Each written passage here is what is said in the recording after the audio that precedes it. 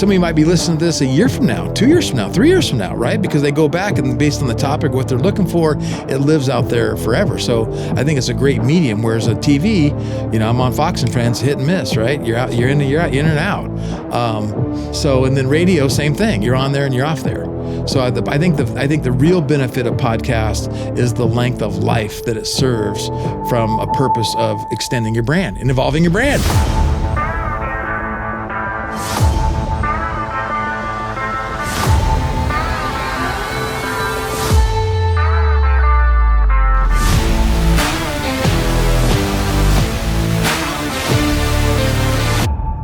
Thank you for joining us on the Evolve Your Brand podcast. I'm your host, Olia Merkes, and I want to give a huge shout out to Icon Industries.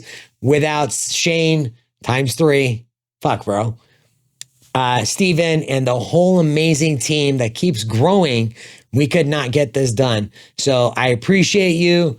And without further ado, this has been a long time coming. We have Greg Reiter, CEO and founder of LaunchCart, and so much more. Welcome to the show. Hey, thanks. It's so cool to be in a real studio doing something at this level, right? Because most podcasts, I've done like 20 podcasts in 2023, and every one of them was just an audio over the phone or something like that. So this is super cool. Awesome. Well, speaking of that, since you're going to jump into it, it's actually one of the first questions that I ask people, Greg, like how many podcasts have you gone on? And what's your experience been on the podcasts that you've gone on? I did 20 last year, and I probably did another 20 the 2 or 3 years before that. And, in my career, I've done all kinds of radio and all kinds of TV appearances. I've been on CNN, and I've been on Fox and Friends and Bill O'Reilly. And I've been on, because I believe in the power of media.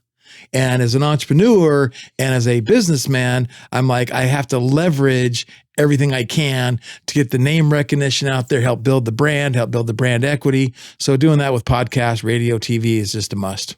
Yeah. I mean, it's, there's people that are very, very comfortable, and you could tell how comfortable they are in front of video. You're one of those people. Yeah. So I already knew that we're going to bring absolute gold to the people that watch this episode. My question for you is, what do you prefer? Like you've done interviews. What do you like about podcasting? Like, how come you like podcasting? Well, it just goes back to the reach, and it lives for a long time, right? And so, a good podcast,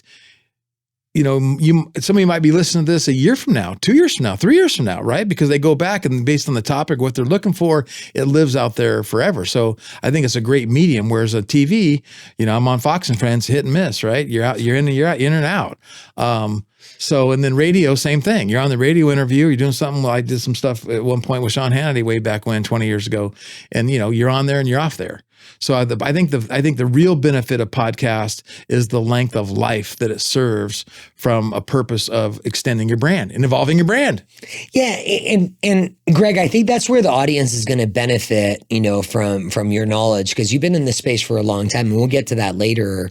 It's that long lasting quality studio production content that does live forever. Because what I had to learn was the stuff I shoot on my camera is not the same as what I shoot in a studio. Right. Completely different. Right. It could be leveraged different. So you're one of the first guests that we've actually had say, hey, this is going to live forever. Like it's a no brainer. And what a better platform to be able to tell your story. Right. No, it's key. And in this day and age, it's critical, right? Yeah. It's just a must have. If you want to build a business and build something of significance, it's got to be part of your strategy. And even like I said, when we sat down, it's like, I'm going to start my own podcast because, the fact that you guys are, 2 blocks from my office, this is a great studio. You guys got all the equipment. You make it all easy for guys like me who are, passionate about empowering entrepreneurs and business owners, that it's just a great situation. So you'll be seeing a lot more of me. Yeah. And Greg, it's funny that you bring up the podcasting. I could 100% see you as a podcast host. And I've met people that have said, hey, I want to be a podcast host. And I don't think anyone should not do something. If you're really passionate by all means, go for it. Not everyone's meant to be a podcast host. Right. What are your thoughts about that? Yeah, no, everything's strategic and tech. And in my world, the way I think, and you look at those personality profiles, and a lot of times there's the 4 boxes. I'm one of those really unique guys that I fit right in the middle of the 4 boxes. So I have the analytical, and I have all these different things. Yeah. And so to me, it's everything. And again, I guess this goes back to having coached thousands of entrepreneurs and financed thousands of entrepreneurs over the years. Everything to me is sequence. There's a sequence and a strategy and tactics to success, once you get through the mindset stuff, because everything starts with mindset. But, I always see entrepreneurs out of sequence and doing things in the wrong sequence. How come? Well, just because. Let me give you an example. Let's say somebody walks in there and says, I want to start a podcast. And they start a podcast with you guys, and they don't have any way to capture names, capture databases, email people, monetize that thing, or leverage it to build an audience that you can communicate with.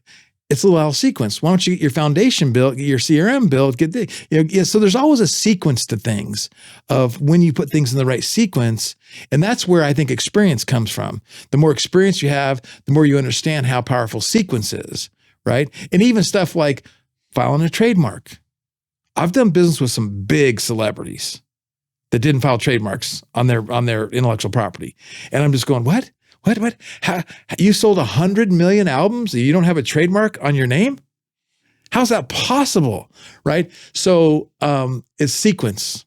There's sequence. It's interesting you bring that up. We use your platform here with LaunchCart, and I was talking to one of our team members about, is it in the CRM? And they said, no, it's in this, it's in this place. I said, okay, awesome. So until it's in CRM, we're not going to be talking anymore. There's no conversation to have, because what I've learned is I've made this mistake. Like I didn't do a very effective job of running, operating my business through a CRM and the sequence. And it absolutely it doesn't matter how great you are at what you do. If there aren't sequences, systems, and processes, it just ultimately turns into chaos. Yeah. And you think about that, right? And you think about virality, happenstance, luck, whatever you want to call it, right? And what if you did something and all of a sudden it goes viral and you get, 100 million views and you had no way to build an audience? I have that story for you. Here's a quick little story. So I was over in Utah and I was speaking at an event, and a guy gets up and sings. And this is the most incredible story ever. And I'll give you the short version of it. He was left for dead in a shoebox in the war zone of Iraq. His mother had him, birthed him, and because of all the chemical warfare that was going on, he was born deformed. He was found by an American soldier alive in a shoebox, a little shoebox. And then they got him into an orphanage and they raised him up, and he's got all these like physical handicap deformities. And anyway, to make a long story short, he wanted to be a pop singer.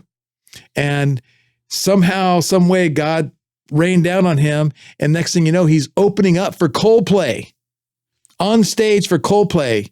Never performed ever before, and didn't have even an Instagram account, didn't have anything. He could have built up a following of 10, 15, 20 million people, but didn't have the foundation built for a business to be built for him and his influence and stuff. And you see stuff like that, and guys like that just pains me going, oh God, can you imagine what that would have done for your life? You're opening for Coldplay in a concert. You pick up 1 million fans, change your life forever. Pick up 0 fans, not so much. So what happened to him? Well, he's still going, and 10 years down the road, there's all kinds of stuff happen. But he's actually going on tour with Coldplay again now, 10 years later, like this summer. But when you actually met him, right? Yeah, he's one of our customers too. Oh, he is. Okay. Yeah. So, okay, I'm glad that he became a customer. I was even thinking of having to come into our event that we're going to do. Oh, there you go. Okay, yeah. So when you hear a story and you hear, what's his name? Emmanuel Kelly. Emmanuel. Okay. Emmanuel Kelly. What an incredible story. When you got to know Emmanuel, like, how do you feel inside with regards to how he's overcome the challenges that he's experienced in life? Dude, seriously, I have a few people in my life like that. And it's like, I always tell people, you get on your little pity party, you start feeling sorry for yourself, go look at him, go look at his life. Go look at what, he's 4'4", 4'5". He's got he's had like 30 surgeries, and just, it's like, you cannot feel sorry for yourself when this guy's out there becoming a pop singer, right? And going after his dreams and having an attitude that lasts, an attitude that changes people and inspires people, motivates people. And I'm on the board of a nonprofit called Never Give Up. And my partner in that Never Give Up Foundation, on his 18th, he came down from Oregon down here for his 18th birthday. And the day before his 18th birthday, a wave crashed him into the beach, paralyzed from the neck down. Everything from I want to commit suicide, I don't want to be here anymore, to where he got an attitude shift. And now he's spoken over 3 million kids, motivating them, inspiring them, making them laugh. I had him come here to Escondido and he spoke at San Pasqual High School. After he was over, the kids stood in line to talk to him and say thank you to him. One kid said, I was going to commit suicide tonight. Now that I've seen you, I don't want to commit suicide. So, everything, there's a purpose for everyone in life. And it all starts with your attitude and your mindset. And you were asking me earlier about, who's our audience for this podcast. I think our audience are people that are tired of all the negativity and the lack of empowerment. For me, it really is like there's so many incredible things happening around us. Do we wake up and realize the opportunity that we have every single day to change whatever we want to change in life? I think that's really the audience that you go after, because you hear that and it's humbling. Like you and I don't have to struggle with like just getting up out of bed and, and dealing with what that gentleman has to deal with, or Emmanuel, the way he had and then how much of that time do I waste? Right. So I think that's how come I've said everything's going to be different every day. And I'm in charge of making the impact that I want. Well, and again, I don't know, we're going down this road, but it's disappointing to me that the younger generation and in the schools, the younger generation, they're just not exposed to things, right? Like, and I'll give you a quick little example. So my daughter, she's been working with me. I've spoke on stage all over the world. I take her to events with me. She sees people. And the first time she went to a big event with me and people, swarmed me after I got off stage and wanting to take pictures with me. She's like, Dad, why are they treating you like a celebrity? Why do they take your picture with you? I'm like, yeah, it's just how it is, right? So she was exposed to this entrepreneur lifestyle, and she had a dad who believed that I could achieve anything I wanted to achieve. And I had a good work ethic. I've been married 37 years and all that good family stuff, right? But then she has some friends that work at department stores like TJ Maxx, and they've never been exposed to. I'm like, I don't understand. Like their aspirations is to be a manager at TJ Maxx, where they go from making $15 an hour to $18 an hour, and then as a manager you make $22 an hour. And I'm like, I don't even understand that. And she's like, Dad, they've never been exposed. They have never been exposed to Tony Robbins and Zig Ziglar or Greg Reiter, so they don't know what they don't know. And if they're not exposed to it, that's what life's all about. And it's like, that goes back to what you're saying, right? When you get exposed to it and you start to understand you can take control of your life is directly related to you and no one else, right? It changes everything. Yeah. And I also think it is systematic. I have younger kids, and I see the amount of time they spend on their phones, and that's not a comment of judgment. There are a lot of distractions that prevent you from critically thinking for yourself on what matters to me. So I 100% agree with you. And I think you talk about the youth. I've been thinking a lot about how I provide a positive influence to, my sons. And I think one of the most important things that I've learned is that, you don't get hard by doing easy shit. Right. That's well said, done. Drop mic, right? It's like everyone it's so easy. And it's something as simple as, now I'm an empty nester now. So I have 5 kids, but my youngest is 28. But when I go to some neighborhood and it's time for school to start or school to get off, it's a traffic jam. I'm like, I don't understand this traffic jam. What is up with this? There's like 1 million cars in line to pick up their kids. I'm like, this is middle school. Like the 6th to 8th grader. What do you mean pick up the kids? They don't walk home. They don't ride their bikes. And it's like, no, like 70% of these kids are getting picked up and dropped off at school. And I'm just going, I had to go to school a mile uphill in 3 feet of snow each way, right? Oh, no, you did not. You did not drop the grandpa line. You did not just do that.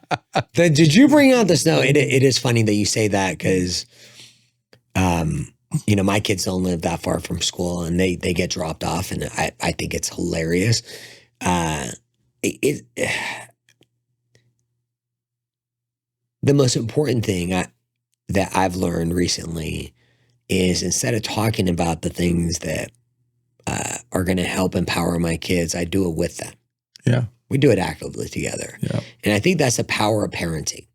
That really is going to change our communities. The power of parenting, being involved and putting away the phones, reading together. You talked about like the youth needs to be exposed.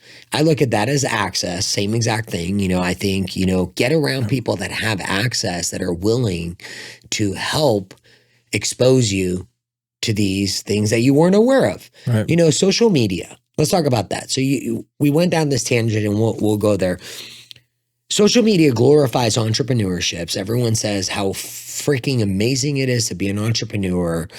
And what about all the hard work? Because not everyone's going to make it. I would say a majority of entrepreneurs don't make it.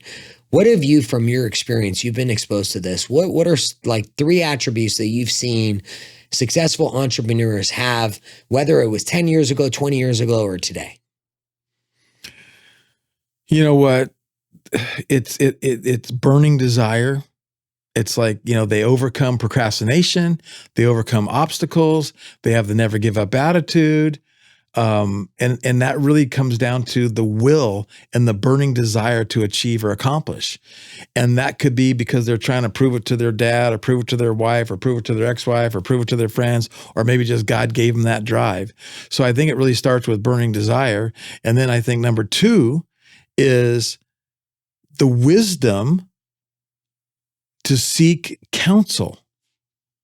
And that could be in the form of a coach. It could be in the form of a consultant. It could be in the form of church, pastors. It could be who knows what. It could be in the form of podcasting. It could be in the form of books.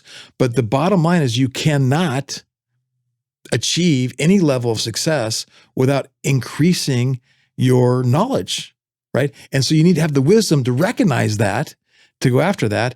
And then I think the third part of that would be understanding how important mindset plays, and everything from fear and overcoming false evidence appearing real, and everything that just talks about mindset and learning how to control your thoughts and emotions, which kind of is also tied into energy, right? Where you can control your energy and you can control your state. And when you can really wire that, that's where it kind of all begins, right? So I think those are the 3 top things. What's the one out of those 3? What's the one thing that drives you to bring the energy level that you do every day? I think that's a gift for me. And maybe it's not necessarily a gift. Maybe it's an earned gift. And I'll tell you what I mean by that. So I'm 61. I'll be 62 in February.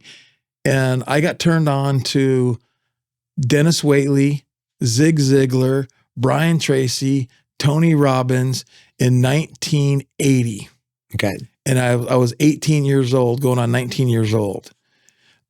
and then when I was 20, I got turned on to the book Think and Go Rich. And I think it was Jim Rohn who said, or maybe it was, I don't know, one of them said, hey, if you're not learning, you're dying. If you're not learning, you're dying. And you should learn, you should take time to, and I had put the tapes in the car. You should learn at least 20 minutes a day. Now that was back, in 1982, whatever. And I can't say that I've spent 20 minutes every day since then. Look, but I can tell you almost every single day of my life, I spend 20 days listening to something, reading something, or watching something that is non-fictional, that helps me be a better person, helps me have more wisdom, helps me have more knowledge. And so because of that, I literally have programmed my thought. I don't have negative thoughts like most people. I don't have that negative tape recorder always saying, you can't do it, you can't do it, you can't do it. I've learned to control my thoughts. But more importantly, I've learned to be aware of when I have those negative thoughts, I catch them, say no, stop them, and do different things that everybody from Tony Robbins and these guys have taught me to get it and change the state and get out of my own little. I'm like everyone else. I have my little pity parties. I feel sorry for myself. I get beat up. I kick myself in the jaw, but it doesn't last long for me. Nope. Yeah. So what is the what is the practice that you go through? Something negative happens. Like what process do you go through? What sequence? Oh, you like that? I brought it back to sequence. Yeah, sequence. Well, I have a mentality or a personality. I don't know if it's a personality or whatever, but I'm a solutions guy. So you can come to me with the problem, and I don't want to hear about the problem. I want to hear about the solution to the problem. Like I don't want to dwell on the problem. I want to dwell on the solution to the problem. So my mind always fixates on that. And then for me, if it's a personal thing or if it's a health thing, like this year, my wife, or actually last year, now that we're in 2024, she was diagnosed with stage 3 cancer. So with things like that are out of your control to some degree, it's prayer. So it's my faith. I've been a born again, spirit-filled Christian since I was probably 20 years old, 18 years old, back to that same time. And I rely on my faith a lot. Okay. So getting the Bible out and getting to prayer. And, I believe that that God's got my back. And it's that faith and belief. It goes a long way. And, best wishes to your wife. I know I check on it. How is she doing? She's doing good. She's doing good? She's doing good, yeah. Good. We're going to beat it. So there's no doubt, yeah. It's that the negativity that you talk about. Like I'm always sending positive vibes whenever I ask you about it because I think it makes a difference. Yeah. Energy makes a difference. Yeah. Like people wanting to wish that positivity and that's where we're advocate and champion for. Like we got to put more positive stuff out there. More positive things will happen. Well, and you know what too? You talk about Tony Robbins, these guys, they talk about what creates happiness and its progress. And today in my training I did online, I was talking about fear and overcoming fear. And you know how you overcome fear is by knowledge and skill sets. And I gave this hang gliding analogy going, hey, I'm going to show a video of me jumping off a 2,000-foot cliff. Now, would you go jump up, put a hang glider on your back, jump off a 2,000-foot cliff? I hope not, because you should be scared, to go jump off a cliff. Yeah. But when you learn how to hang glide and you learn how to do it and you get the skill sets, I don't have to fear. Yeah. Right. So, and when you have skill sets in business, in relationships, in anything you're doing, it takes away the fear, it takes away the anxiety and helps you cope with everything that comes at us every day. Yeah. I'm going to contradict you on that. You will not see Oli hang gliding anytime soon. I don't give a shit if I knew how to do it. That's not my idea of a good time, folks. Like, Oli don't like heights that much. I can handle heights, but Greg, you been hang gliding? Dude, I started hang gliding when I was 16. Oh shit. All right. So in this video I showed today, this guy, check this out. So this video I showed today, I take off a 2,000-foot cliff. I caught some thermals, just like the hawks you see. I got up to 13,500 feet. And this is in Laguna Mountain. 13,500. Planes were coming underneath me in the Lindbergh Field. Okay. I was, Sweet. landing I'm over 2 miles above the ground in a hang glider. Nice. I got some oxygen with me, so if I needed oxygen, I got some oxygen. But there's just it's like it's the most amazing thing in the world to run off a mountain and fly like a bird and land on your feet. Yeah. It's incredible. I'm so happy for you. Like, get it. That's awesome. You won't be finding me hanging out with Greg. Hey, Oli, let's go hang gliding. No, thank you. So I try to weave it into my coaching going, hey, if I can take the fear out of hang gliding, you can take the fear out of business. How do you take the fear out of business? You learn, you get coaches, you get consultants, you listen to podcasts, and then you get the tools, the technologies, and automations to help your business run. Yep. And just like with hang gliding, I have tools, I have technology, I have hang gliders, I got parachutes, I got instruments, and those all help me be a safe flyer. So I tie it into the analogy and it makes it all fun. Yeah, no, I like it. You brought it all together. I already had a pretty high opinion of you. Like the hang gliding takes it up, another 10 points easily because I'm like, okay, that was unexpected. Hey. We kind of went backwards on this. Like, where did you grow up? So I was born in Denver, Colorado. Oh, you're from Colorado. I'm from Colorado. That's we why let you into California. I really did go to school in the snow. Oh, you did? Yeah. Okay. Yeah. You're a snowboard. Yeah. Do you go back? Do you still have family and stuff Every in year. Colorado? Yep. And I go back skiing in Vail. I got a little place in Vail, got and it. I Okay. grew up on skis. I got a real interesting story about my life, and I was born into a really, really wealthy family in Denver, Okay. Colorado. And my parents got divorced when I was 2.5. So, and here's the best way to describe it. You've heard of the Coors family. Yeah. Well, in the 60s and the 70s, there was the Coors family, Coors Brewery right there in Golden, Colorado, which is bordering Denver, and the Reiter family. My last name, Reiter. Yeah. And I always talk to people that are from Colorado. I'm like, go downtown Denver amongst all the high rises, 16th Street Mall. There's a whole square block of high rises named Reiter Square, named after my family. Okay. They built Reiter's homes and Reiter's manors and restaurants and bars and custom homes. Very, very well-to-do family. And my parents got divorced when I was 2. And I actually lived that book that you've probably read, Rich Dad, Poor Dad. You ever read that book? Yeah. Robert Kiyosaki. So I lived that. He wrote that book about me. I need you to get a hold of him, tell him to send me my royalties. My mom got divorced, then she got married again, then divorced, then married again. So I had the stepdads and I had the poor dads, and my rich dad taught me to invest when I was 19.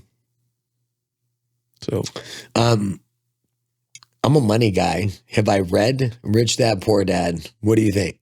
I would hope so. Okay. Awesome. I love him. That's why I was about to say, I think Greg was about to be the first. I would slap myself in the face if I was a finance person and hadn't read that book. Yeah, like seriously, like that is a fundamental, like that should be like under your pillow. Right. Exactly.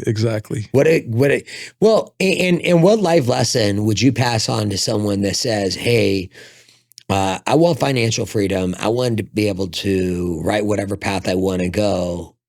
Talking about that book, what's the one thing that you would say to your 18-year-old version of yourself?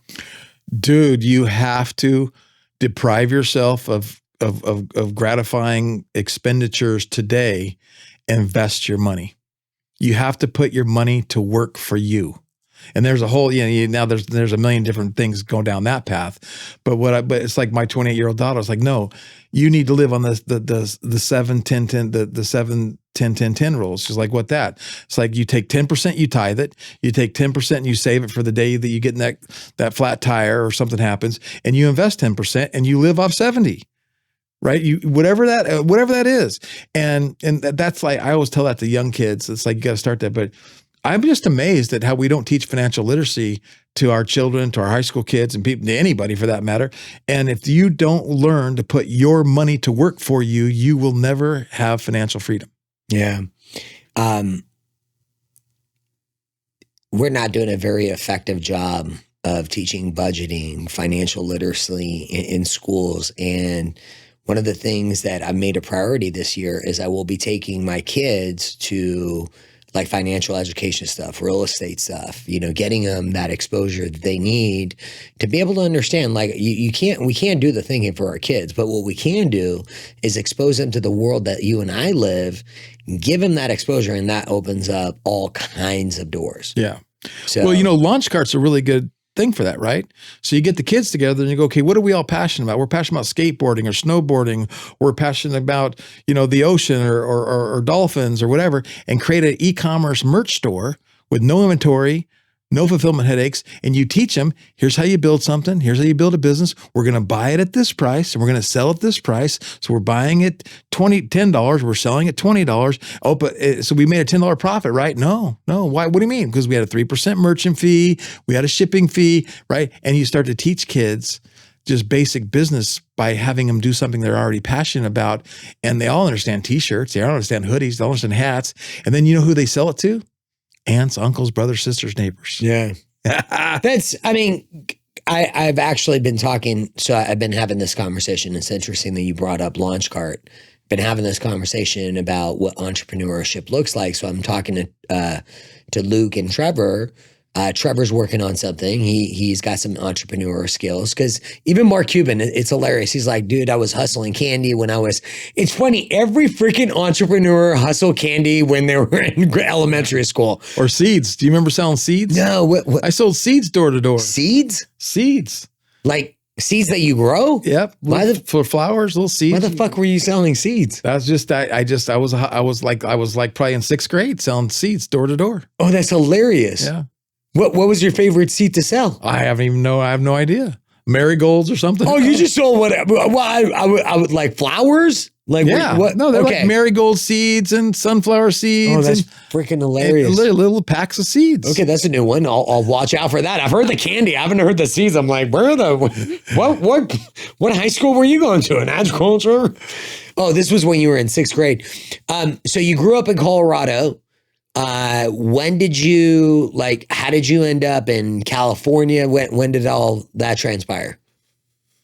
Well, I think part of my background is my rich dad taught me to invest when I was 19. Yeah. And he was in what I call the good old boys club. And you've heard that term, the rich get richer? Yeah. Why do you think the rich get richer? Because they understand the investment side of things. And they kind of share deals with each other. Oh, right? Of course. Yeah. Right? It's access to you. I mean, your network, there's a reason why they say your network is your net worth. Right. You don't get if you give opportunities to non-investors, it takes them a long time to make decisions, and people that are investors don't have time. So my dad gets me into this, right? Yeah. I invested $2,000 in a robot company. Okay. He put $98,000 in, so he let me piggyback off his his $98,000. We sold 4 months later, made 7 times our money. So I'm 20 years old. I turned $2,000 to $14,000, and this is again 1982. And we're like, this is my home. That's what I want to do for a living. And my dad would say, so I got my stockbroker's license. And my dad would say, buy this, sell that, buy this, sell that, buy this, sell that. Oh, you want here, Greg, here's my friend. And so I started making 20 grand a month, 50 grand a month in commissions. Back in the 80s, 90s. Back in the 80s. So adding inflation, that's a whole different we number were making today. a lot. It was way too much money. And so then I went to and then I read the book Think and Grow Rich, and I'm doing this personal development junkie stuff. And I said to my dad, the guy that I work for takes 50% of my commissions. Yeah. And there's 6 other guys, and we were all making, the 7 of us were doing like 200 to 350,000 a month in commissions. And I said, I want to buy the guy out. My dad, guess what my dad said? Go for it. Right? What do parents do? Right? Support your kids and their dreams. So I went and made an offer, and I bought the firm I worked for when I was 21. And then I was written up in some national newspapers as the young boy. They called me boy principal. Boy principal? Boy principal. Oh, wow. Because the word principal was I was a principal owner, right? Yeah. So I was the youngest owner of investment bank in the history of the country. Nice. So I spent the first 10, 12 years of my life doing The Wolf of Wall Street. You seen that movie? Yeah. We raised money for companies, took companies public, did way too many drugs, way too many parties. It was just insane. And I'm one of these guys that if I could change and do it differently, I would, but I never would want to give back the street smarts. Yeah. Right. And I have some cool stories. Like a guy comes in my office. He's like, hey, I need to raise some money, $600,000. I got this idea. I'm like, okay, what are you going to do with your idea? What do you need this money for? He goes, oh, we're going to start a little thing called the Home Shopping Network. And we're going to sell stuff on the television, 724, 365, and take credit cards over the phone. And I'm like, wow, that's a great idea. Now, if you were around in that time, you know that there was only 3 TV stations back in the early 80s. Cable was just coming out, and no one had ever sold anything off the TV. But when those cable came out, they had all that unsold time, and you have this little TV thing, easy, blah, blah, blah. So we raised Home Shopping Network, some of their original seed capital to get them started. And that created what I call, and I'm a copycat marketer. I don't create too many sayings or too many things, but I did create this term that I know of, torrential downpour economics. You've maybe heard of trickle-down economics from Reagan's administration with Arthur Laffer. But I create torrential downpour economics. And what I mean by that is, as an investor, when you bet on and you put your money to go with an entrepreneur, and that entrepreneur becomes successful to that degree, that's torrential downpour economics. You think of homes, the 600,000 that we believed in, gave them to start that.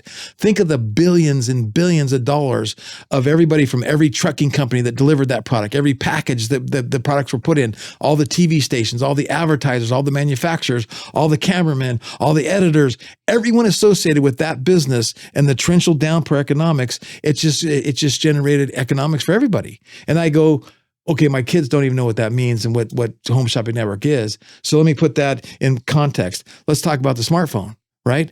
If I had this phone and it was just like this, it didn't have all the apps on it, I don't know that it'd be torrential downpour economics. But the fact that it's got all the apps, these phones are torrential downpour economics, right? And that's that's the kind of stuff that when you believe in investors and they become successful like that, it really changes, everything. Yeah. And you talk about, opportunity, and I think that's one of the biggest learnings I had is if you hear about opportunity on the news, it's already too late. Yeah. So that's where you got to do some deep thinking. I appreciate that you were talking about the online store as a great tool for parents to start with their business. Right. I'm sorry, with their kids. Because like you're teaching them and walking them through, and it also teaches parents how to become entrepreneurs too. Because I think everyone in California right now needs a side hustle because of the affordability. Yeah. And what a great way! Like now with internet, phones, we can all be entrepreneurs, in some facet or not. So, Greg, how did things end up? So you did the investment working. By the way, I love the trench. What'd you call it? Torrential downpour economics. We're gonna have to coin that, and you're gonna have to brand that. That's actually pretty good. What ended up happening? So you become the youngest. Yeah, I'm raising capital, taking companies public, doing all kinds of drugs, and I love how you finished with so, living the life. But I got saved, got into a church. How'd you get saved? I don't really remember how I got saved. Really? I don't really remember. I do remember how I got off cocaine though. Yeah. God opened up. Literally, I was like, I got to get. That's what I'm talking about. This is a great testimony. Okay. I called my mom and I said, hey, I'm addicted to cocaine. And if I can't, I'm strong-willed. I got to kick this on my own. But I said, give me 2 weeks. And if I don't kick it, have me committed. Like literally have me committed because I'm going to kill, I'm married at this time. I'm like, I'm a mess. And I called my dad and I told my dad the same thing. And they said, my dad said, well, you can go and you can stay in the house in Vail and go up there. So I took my Bible up there. And after about 6 days, I think it was, I was just withdrawals and crazy and just being tormented, and God opened up. I was praying every day and reading my Bible every day, didn't leave anywhere, didn't go anywhere except I get food and stocked up. But anyway, God opened up my eyes into the spirit realm, and I saw angels and demons fighting. And that went on for about 4 hours, I think. And the angels won, the demons left instantly. I was healed instantly. The desire was gone. I literally like, what the heck? Packed up, went home, never touched it since. I go back to work and everyone around me is still doing it and still, still in that world of the wolf, literally the Wolf of Wall Street world out of Colorado. And I said, okay, we're folding up shop. So I went into my office. I had 40 brokers working for me. And I went in on a Friday. I said, okay, by Monday, it's gone. Pack up your stuff. I'm folding up tent. I'm moving to California. And I literally, put everybody in a U-Haul and packed everything up, moved out here to California. And you know what I did when I got here? What? I bought myself a chainsaw and I got myself some cedar redwood and I started carving wooden Indians and eagles on the side of the road with my friend who was an artist wood carver. Okay. And we literally carved things on the side of the road and people stop and we'd sell them a wooden Indian or we'd sell them an eagle for $300. And that's what I did to kind of just change my mindset.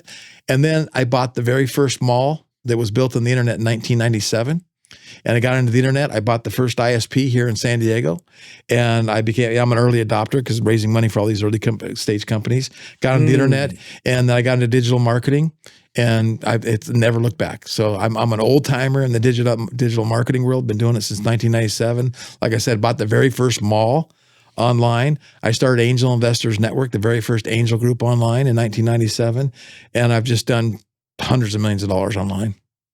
And I love digital marketing. I love online. I love digital products. I love all that stuff. And that led me to, LaunchCart. But one predecessor to that, who you also had on your podcast, was Bern Ullman. I had invested in this company, and it was a shopping app with celebrities. And I raised a bunch of money and invested in this company, millions of dollars. And I went out to New York to visit my investment. And I'm like, I was asking around who brought all the celebrities to the table. I mean, all these huge celebrities.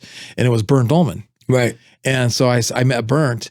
I'm like, hey, Bernd, I got an idea. I want to start this company called Celebrity Lifestyle Brands. And I want to partner with influencers and help them build a real brand and own equity. And I'm kind of like be a venture capitalist with human capital. And he's like, do you know what I do? And I'm like, not really. I just heard you brought all these celebrities and I want to see what you thought of this idea. So next thing I know, I'm in his office, Tommy Hilfiger sitting down the road, and we ended up starting Celebrity Lifestyle Brands together. And we've been partners ever since.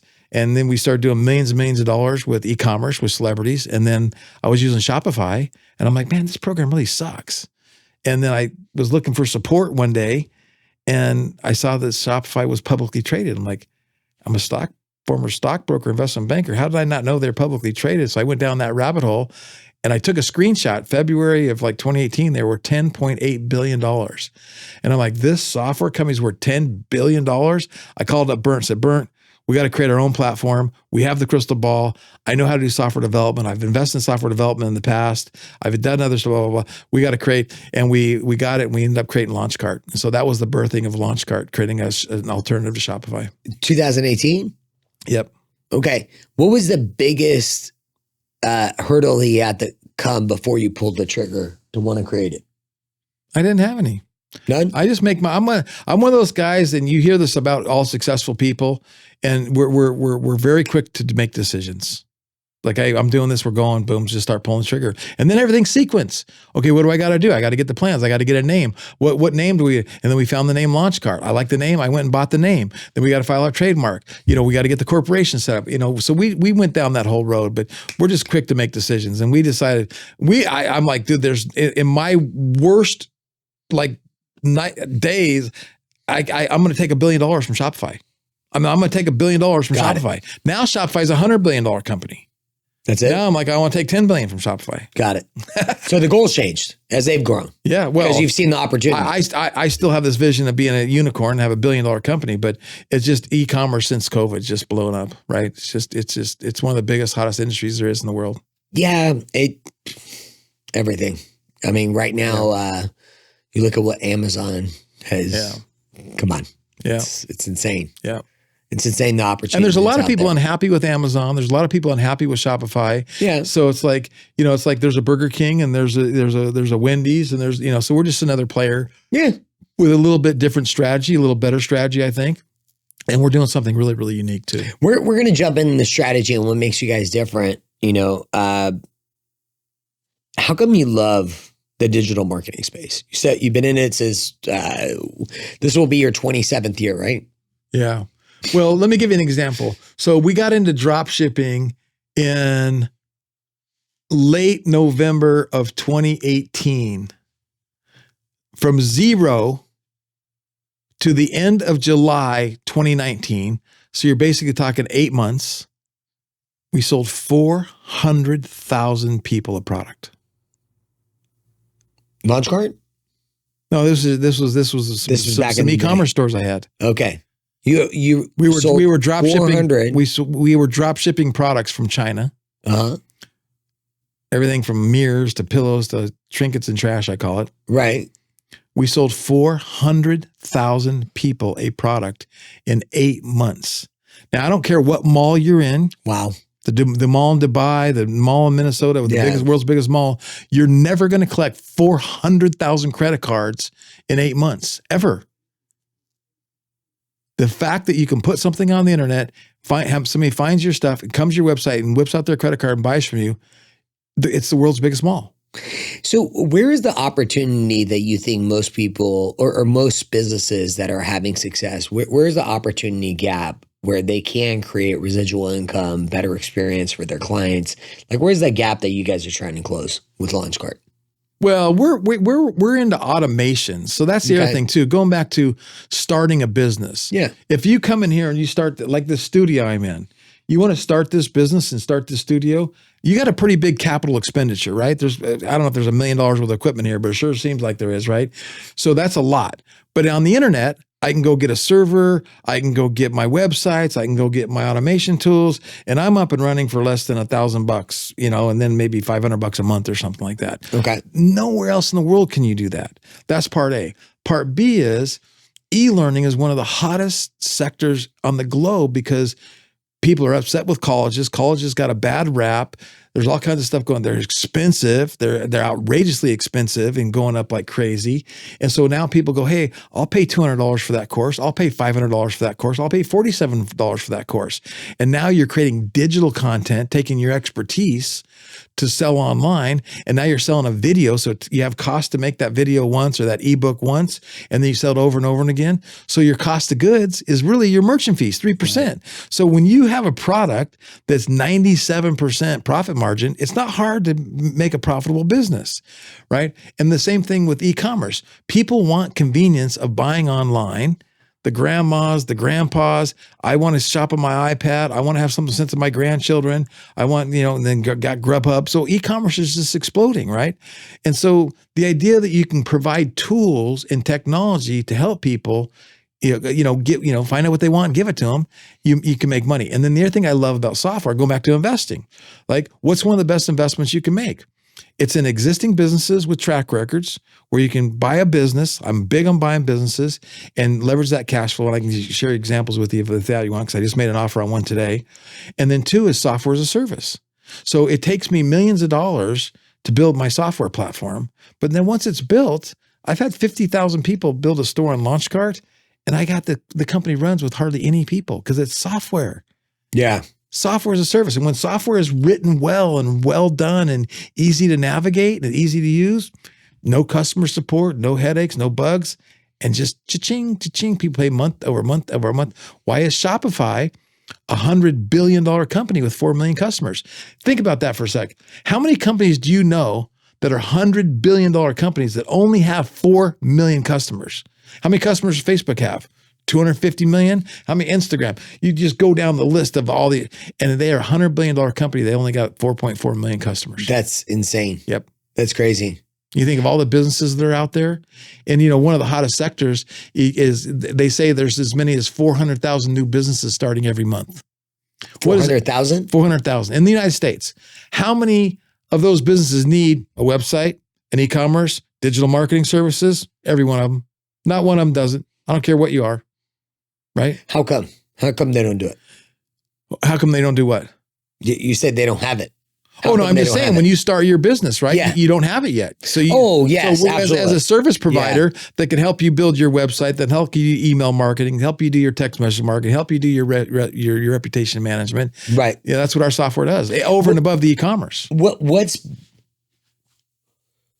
were you looking to build? Like what made you decide that what had to be improved? I guess that's what I want to know. What is the advantage of someone using Launchcart? What can they expect that's different than what's already out there? Because you're the expert in the space. So I think that will help. Yeah. Put things into so the context. first thing is with Shopify was like one of these cellular telephone companies where, they get you on this base plan, then nickel and dime you on all kinds of stuff. So Shopify says, well, here's a platform to sell online. Right. But if you want to have coupon codes, you got to pay extra money. Right. If you want to have an exit pop for name acquisition, you have to have extra money. If you want to do an order bump, you have to spend extra money. If you want to do upsells, downsells, cross sells, you got to do extra money. So they nickel and dimed you. When I first launched a store with Bethany Frankel, the celebrity, our bill was $1,800 a month.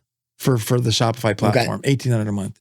So we said, okay, let's build Launchcart with what we call the must-have features. You must have coupon codes. You literally can't have an e-commerce store without coupon codes. You must have exit pops and and ways to capture newsletters. You must have order bumps. So we built that in. So now our platform is better in that regard because you don't have to go spend time finding these apps, installing these apps, configuring these apps, and our platform is better. And then I'm also a funnel marketer, right? So I understand like ClickFunnels and Russell Brunson and how they changed the world. So we built that technology in too.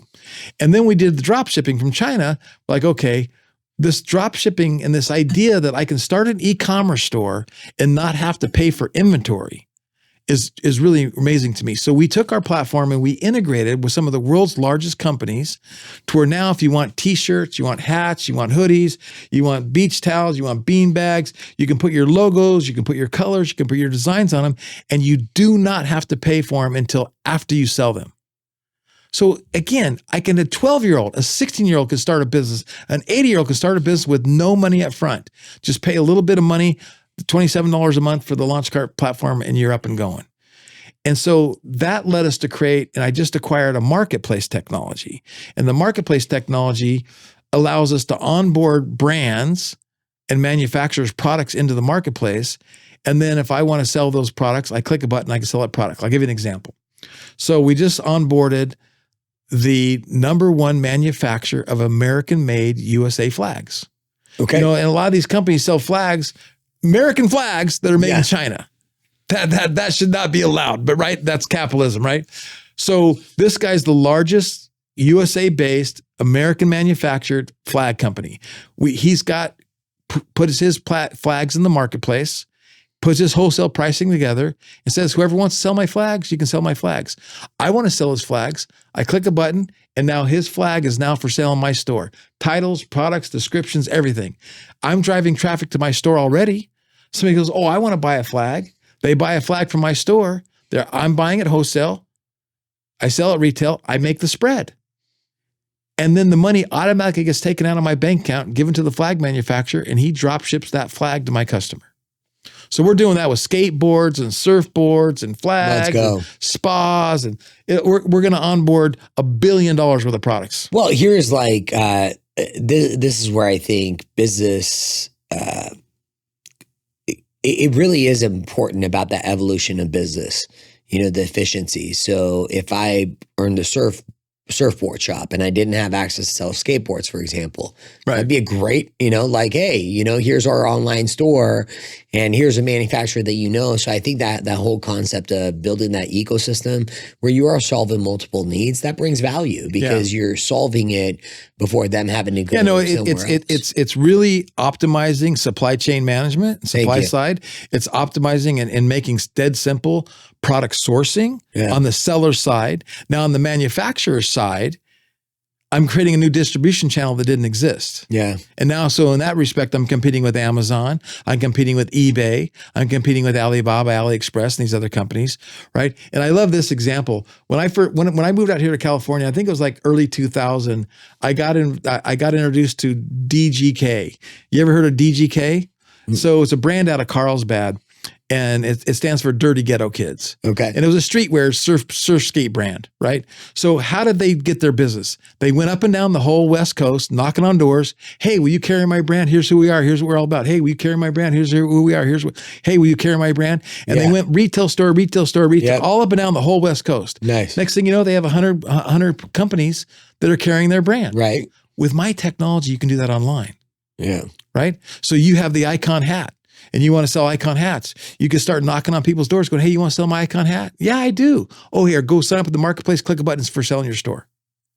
So it doesn't matter if it's a CBD product, maybe it's a hair care product, maybe it's some candles, maybe it's some incense, on and on and on and on and on. We create a new distribution channel for products, for people that manufacture products. And another analogy I love too, you loved barbecue. And I invented my own barbecue sauce. And I want to create my own barbecue sauce and sell it online. You could do that. But it's kind of hard to have an e-commerce business with one product. But what if I have my barbecue sauce and now I go to the marketplace and I got barbecue grills, I got barbecue grill kits, I got barbecue aprons, I got salt and pepper, if you have all these other products that tie right into backyard barbecuing, that I don't have to pay for inventory. I don't have to figure out supply side. I don't have to figure out manufacturing. I just get to sell it and make my commission. That's why we're doing what we're doing. We're going to revolutionize e-commerce. Okay. And what is the biggest thing that's not revolutionized with e-commerce that your platform solves? Really, that's it. Product sourcing. Product sourcing. Just okay. product So sourcing. It's basically the cash flow and having to carry the they pay for inventory up front. Yeah. Right. In the old days, like you were talking about when we sat down, you're like, we need Icon merch. Well, there's two ways you can do it. You can work with a print on demand company like that we integrate with, and they'll print it and ship it for you one at a time. Or you can go down the street to the screen printer and you can order 100 at a time. Yeah. Now you can order 100 at a time. You're going to save money. But then what if you only sell 70? You're stuck with 30. There goes all your profits and then some. Yeah. Right. And if you're giving it away, that's a little bit different. Right. But the idea that we're going to getting stuck with inventory is not fun. Yeah. Because you're sending on dead cash. Exactly. Yeah. Exactly. That's not a good strategy. As well as if you are a brand and manufacturer and you have excess inventory, this now becomes a liquidation outlet for you. right? Because now you can go let 1,000 people sell your product. Oh, definitely. I mean, distribution, I think what was attractive was the distribution and giving access to other people to be able to sell a product that helps them grow.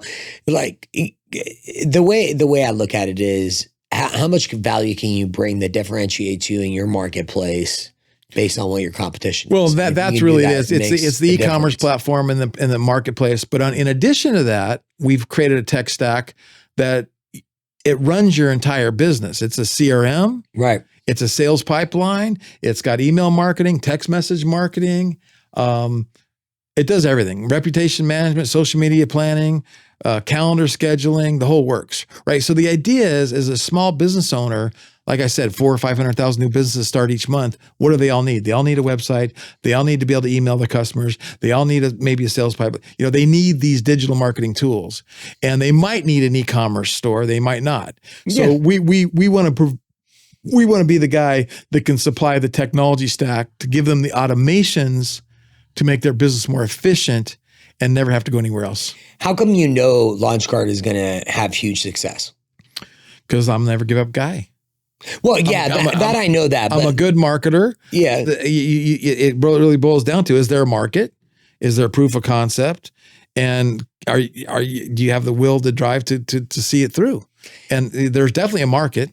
Right. I already got the proof of concept. I have 50,000 people build a store on my platform, and I have the will to see it through. Yeah. And is there, like, who's a close second, and are there anywhere near what you provide as far as value on your platform? No, not really, because I'm chasing Amazon. I'm chasing Shopify. I'm chasing Alibaba Express. I'm taking what's already proven out there with stuff from China and doing it with real brands in the United States, and then we'll do it with real brands in the continent of Africa, and we'll do it with real brands in Germany and Poland, and we'll do it all over the world. We're just an integration tech stack to help empower entrepreneurs and small business owners. Yeah. I think it's that ecosystem that really stands out to me, which is like, there's so many. I'm in the finance world, so there's so many tools I have to use that don't all talk to each other, and it just makes it I'm like, how many platforms? Like, and thank goodness I'm not the one that's having to deal with it all the time, but the team has to deal with it. And if you're spending that time and it could be efficient, that's what makes the difference. Maybe the people don't even know that there's an alternative to Spotify, and there is this, and that's where you got to go get your brand out. And that goes back to, we're allowing investors to invest in our company, and you're just using that money to, buy market share, advertise, let the world know, and continue to grow and expand, because there's a lot of capital intensive in building the software platform. But once you get it, cranking, and you got 1 million people paying you a couple $100 a month, you're on easy street. Beautiful. So let's talk about brand and marketing for what's to come for LaunchCard. What are you expecting in 2024? What do you have from a branding and marketing strategy to grow the company and hit your goals? Well, from that standpoint, we are going to be doing more podcasts. We'll do some podcast tours. Okay. But really, it's going to be influencer marketing is going to be big this year for us. And then we're also going to be doing events. So we'll probably do 3 or 4 events this year where we do it. And then I do I'm one of these guys that, from a branding marketing standpoint, it's like, people remember, they might not remember what you do, but they'll remember how you make them feel, right? So what we do is we want people to feel empowered when they come in and to know our brand. And the voice of our brand is empowerment. It's caring. It's like, we care about you and your business. Because again, as a SaaS company, software as a service, if you're successful on my platform, I'm successful. If you get on my platform and you fail, you quit paying me, right? So therefore, my job is to continually educate and train best practices in the industry to help you succeed. So we have some of the best training in the world. We have this thing called Launch Academy, and we do trainings 2 and 3 times a week. And that's why we have so many 5-star reviews, because our technology is amazing and our training is off the charts. Because we can take anybody and show anybody how to make money. It's not making money online is one of the easiest things there is. Because again, the mall, it's a world mall. There's too many people. Yeah, I guess. Okay, so I'm just going to chime in here. Anytime I hear easy, and you hear all these gurus, and I'm just going to be, you see the post, I see the post, make 100,000 this year with very, very little work. So can you talk about like the sweat equity you do have to, because there is got to be hardship and pain and all that stuff initially. Like what does make the people that have signed up for Launch Card, what have you seen that they do that they have success? Because how can it be easy to make money?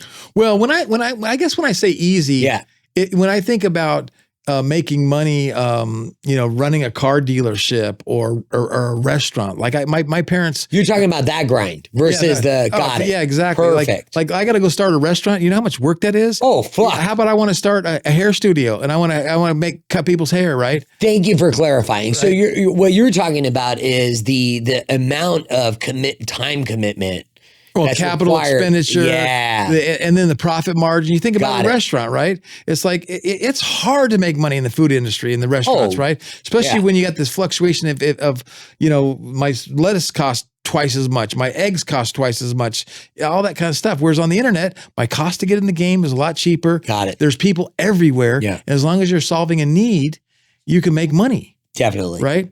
And again, going back to making $5,000 a month or $10,000 a month, that's not hard. It's just not hard. You got to have the right coaching. You have to have the right sequence. You have to have the right product. You got to provide a real service. You got to provide a real value, but there's so many different ways to do that. Yeah. Right. Well, there are so many people on this planet. It is, I don't know what the stats are for online markets, but it's got to be it's got to be obscene. And trillions. It's only going to grow like convenience. Okay. This is the funniest thing to me. I'm sorry. Like I'm not talking shit about like Instacart or anything like that. Like these companies that deliver shit, I don't get it. I'm like, fuck, now we got to deliver, we got to deliver our groceries. But why fight it? Like that, if that's evolution and it's ease, you just accept it. That's why this makes, that's how come this makes so much sense to me. Cause I've been on your platform. I've seen how easy it is to use and I see it. And then it becomes overwhelming. That's where you got to go and get the skill set because it's easy for you. That's why I was clarifying. I'm like, Greg, what you do is not easy. It's a lot of work. But just like anything, if you want to become hard, you got to do hard things. Now I understand. If I had my choice of opening a freaking restaurant. Yeah, but even so, totally. Let me flip that just a little bit, Don. Yeah, go for it. So, like, have you ever created a Word document and you type in Word and you make the fonts bigger and you do something like that? Yeah. Okay, that's pretty easy, right? Totally. That's how easy it is with Launchcart. So it's not hard. There's no. I have to go through this big learning curve. It's like, no, you got to learn how to point and click, and so it's really easy. Oh, your platform, right. Your platform is very user friendly. What I'm saying is, you got to take. It still takes work. It is very robust. It's got a lot of functionality. So if you take it, thank you. What I was sharing is being on your platform. What I realized is the capacity is very robust. You got so much ability to be able to create. Whatever your particular focus is, what I was sharing is just like anything, it's one of those platforms, like don't initially, there's going to be a lot of failure. There's going to be, it just happens. Well, it goes back to people game. sticking with it, right? That's it. Well, and that's what I was trying to reinforce. Or not having the financial commitment to it. So let me give an example too. Like with your podcast, if we create a merch store, an e-commerce store with products for your podcast, you're going to start ringing the cash register because you have a following. And you're going to have some designs and some products that people would want to wear as an entrepreneur. CEO 24/7, right? Whatever that, Hawaiian shirts, whatever that is, right? Hawaiian shirts, evolve your brand coming to a door next to you. If you're the influencer, you're Mr. Beast, right? Mr. Beast moved millions of dollars worth of e-commerce products, right? Because he's got a following, right? And so it's one of the easiest ways for influencers, podcasters, bloggers, influencers, content creators to monetize their following because there's no inventory costs. There's no fulfillment headaches. There's no money up front for that. That's what makes it really, really attractive. If you're coming into this going, I'm 16 years old, I don't have a following, I don't have any of this stuff, then how do I get it? Then you have to be strategic about your decision-making process. So let me give you one example. As a hang glider pilot, I can't find one place on the internet where I can go buy really cool hang gliding designs. Right. And I'm a hang glider pilot. Right. And every other hang glider pilot is in the world, small market, but we all would want to wear stuff about flying because we love to fly. Right. So if I created a hang gliding store with some cool hang gliding designs, I know where all the hang glider pilots hang out online. Okay. I know what groups they're in, what Facebook groups they're in. I know where they hang out. It's easy to advertise to pilots, right? Because I could advertise directly to pilots. So I could build a brand and start selling hang gliding stuff and probably do pretty well. Probably make $100,000 a year doing that, right? That's not too hard. I'll give you one more example. I'm also launching a brand called Rescue Joe. Drink a cup, save a pup. Because I've always had rescue dogs. I love rescue dogs, right? And I believe in rescue dogs, and I love dogs, and I love coffee. So I go to a drop shipper who drop ships my coffee for you. They roast the coffee, grind the coffee, package the coffee, ship the coffee for me. So I target people who love rescue dogs, which is a huge, huge audience. And I target people who love coffee, which is the biggest demographic in the world. And when you find people who love coffee and rescue dogs, chance I'm going to get people to try it out and make a sale. Especially because we're donating money to dog rescues. Who do you want to thank? Who makes Greg's life better? Who brightens up your day? Who do you want to give a shout out to? Who do you want to thank? You know what? My family who has supported me. I got 5 kids. I've been married 37 years. They've watched the entrepreneur lifestyle, right? Which is up and down like everything. And if you don't have failures, you're really not going to succeed. And then just my team, the people that believe in me. And then, my investors. I have investors who have believed in me. And again, who have trusted me with their money. And I take that seriously, right? And it's like, that's part of my drive and my, going back to the why, everyone talks about what's your why? Well, my why is I took money from this investor who took his hard-earned money and trusted me with it. So I got to get up every day and I got to move forward to moving that ball to the goalpost. And at the end of the day, who wins the biggest? I do. Kudos to you, man. It's reciprocity. It's like, I think the commitment that we make to one another, following through and using that as a huge driver can change every community. Absolutely. It really can. Yeah. Greg, thank you so much for joining us. Folks, there's more to come. LaunchGuard is pretty incredible. They're going to do some really, really cool things. And how can you not love that they're local, San Diego, Escondido based? That's what it's all about. We got to support local. Greg, thank you so much for joining us. Thank you, sir. And I always say, tell people, do what I do. Wake up every day with an attitude of gratitude and tell somebody you love them, and I promise you have a better day. And on that note, we're out.